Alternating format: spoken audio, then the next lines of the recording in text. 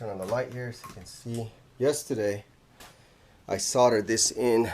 They put the lines real close together and you always have it sticking out, so I kind of ran it at an angle because I don't have a bender to bend this pipe, so I just did the best I could. I gotta pressure test it, make sure it doesn't leak.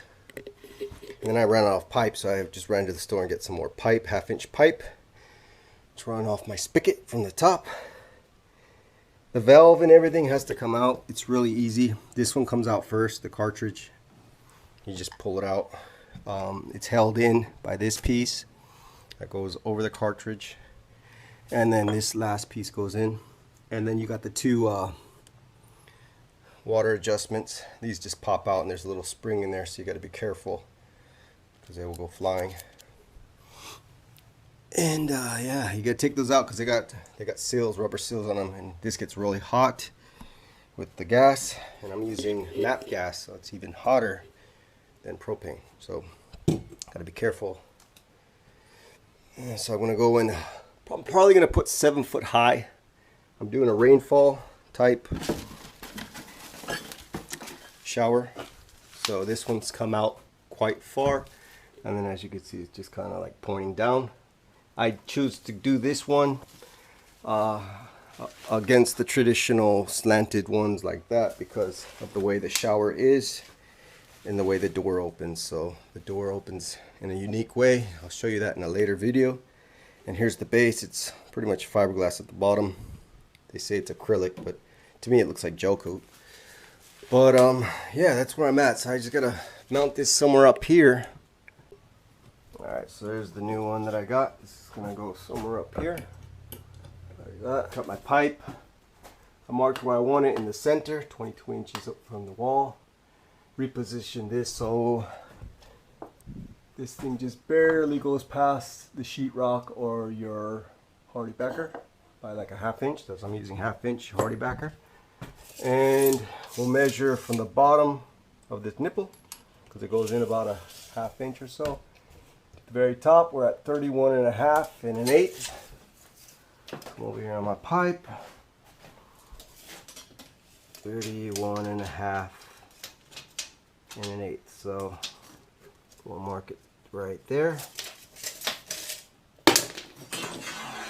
Get my pipe cutter.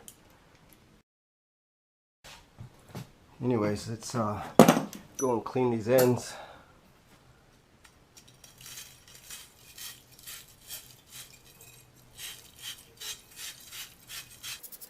So it's all nice and clean. Now this pipe's going to go on the inside, so you really want to do the outside of the pipe and do the inside of this one, which I already did that one.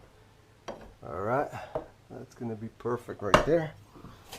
Now I'm going to use some tinning flux. I have some water soluble paste flux too, but I'm going to use this tinning flux.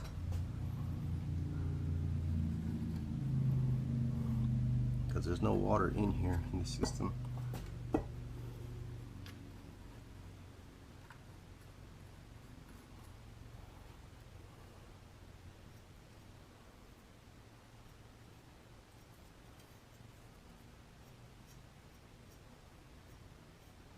From what I hear, the tinning flux works a little better.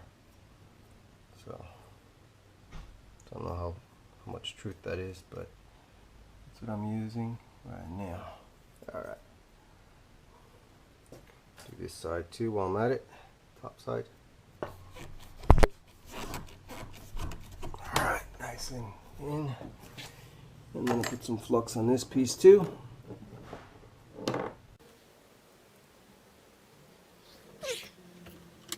Pretty close. Off a smidget, but that's fine. Alright.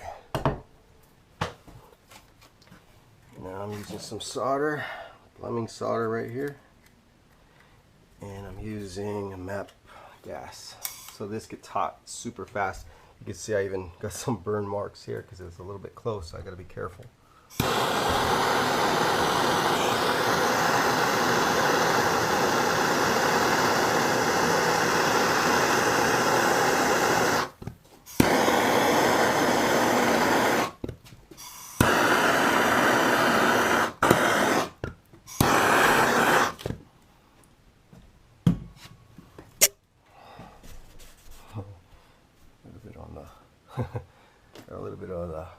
sheetrock, a little black right there.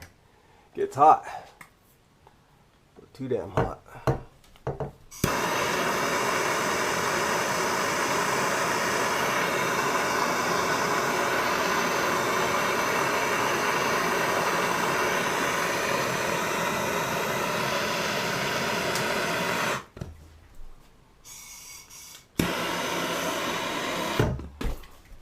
Stuff can get, oh, it's hot, hot. I need a little bit, somebody to help me hold this thing back. I don't have anything here, so I'm just gonna do this a little bit.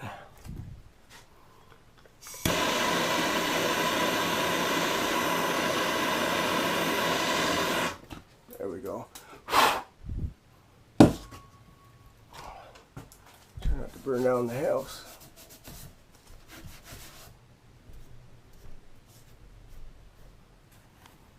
It's looking good.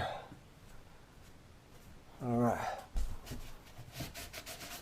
Super hot. All right. Let that cool. Put some screws in it in the meantime. Ah, whoa, it's hot.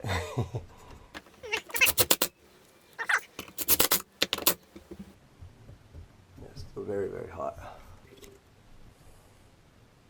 All right, this is cooled off enough to put this back together, this valve. I'm gonna show you guys on camera. First, grab these two pieces. You can see it says up right here. And I should give you guys the model of what I'm using here. It's a Luxier. What is the model?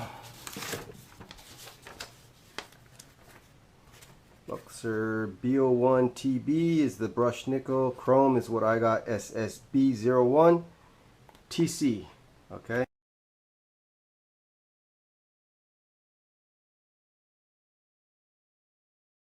But they're all pretty much the same, just different colors. So again, there's two up arrows. This would be backwards. This one says up and then it says BB next to it. You want to have the up in position and you want it to say hot on the left side. And it doesn't really go up like straight up. It's a little bit to an angle to the right. And you can kind of tell by this little piece here. It goes in the center like that, not just like that. Can't really get it wrong. Once you have it on the upside, you know it's in there. All right, next piece is going on. I'm tightening this one up. Okay. And then I'll put these little things in right here.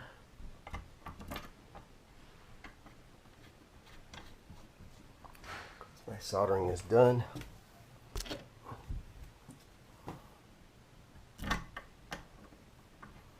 These adjust how much water flow comes out, the hot and the cold. That's all these are for.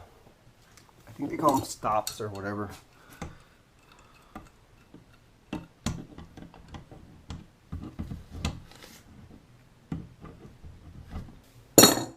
And then you can get a screwdriver in there to adjust the inner.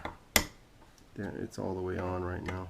Here you go in, it turns it down all the way out, because I'll leave it all the way out.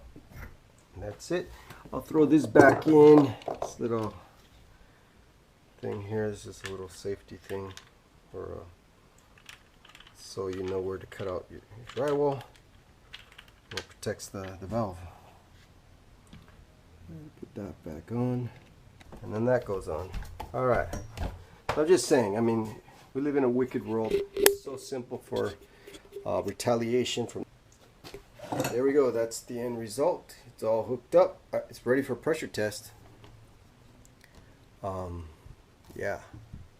So I do a pressure test though. I gotta cap this one up here.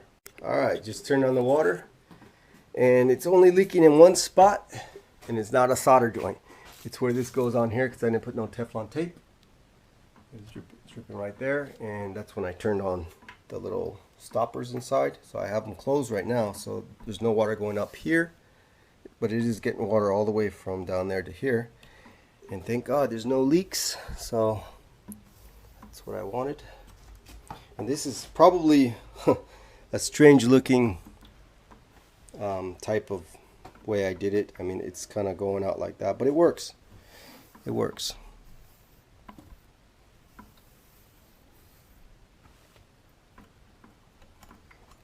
And it's just dripping right now, the last of the water that's in there from when I turned on the shower. Alright, went and tested it again. I put this little PVC one on there with some Teflon tape. No leaking. Test it out one more time. You want to check here around your pipes. Grab all the way down, make sure it's not wet anywhere. Look for wet spots, I don't see anything.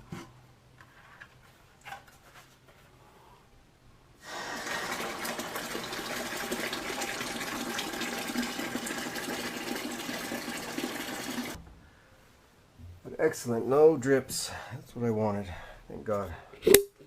Now I can go on to the next step, which is putting my pan down and hooking up the pipe right there. I'm gonna have to go from underneath to get that glued up on. Alright, you can see I put some pipe insulation on it. These are like the more expensive one. I think this was $5 a piece for just a small 4-foot piece. It's good insurance because this is the whole reason why I had to do this bathroom, is because these pipes, although they were PVC pipes that split, they were bursted. Probably because the heat was not on. This was an abandoned house for a while. I mean, it's a foreclosure. They owed the money to the bank and they lost the home, and then they turned up the heat, the gas, and I just don't want this to happen again. Alright, last thing I did was put some clamps here really tight because I don't want these things moving. Old homes tend to make this bang bang noise on the piping. It sounds like someone's hitting the pipes when you turn on the hot and cold water, and that's because they didn't use those clamps a lot of the times in old homes. So people just do the do-it-yourself stuff and they forget to you know, do it right. But anyways, that'll keep it from shaking, vibrating, making that bang bang clackety clack noise that you hear when you turn the waters on. Alright, so I'm ready to put my shower down. Directions say to put some pretty much some mortar mix down there, but I'm not going to do that because if in the future something happens, like you got a leak or something like that, it's going to be stuck there and you have to break it to get it out. So I'm just going to use some, this is a engineered or laminate flooring underlayment, and this will keep it quiet and give it some cushion. And then I just cut out my hole here for where the pipe's going to go, and it's just going to sit on top of this, and that should be good. Alright, tack some staples just in the corner here, mostly on the sides here, just to keep it in place. And I'm going to put this thing down, see how it looks.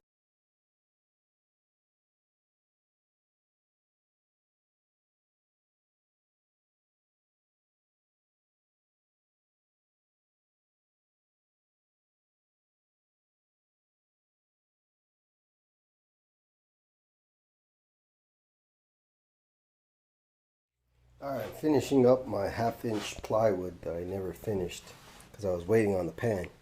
And I just got to put a strip down here, and then that's it. Then I can either do tile or bamboo flooring, whatever I choose to do.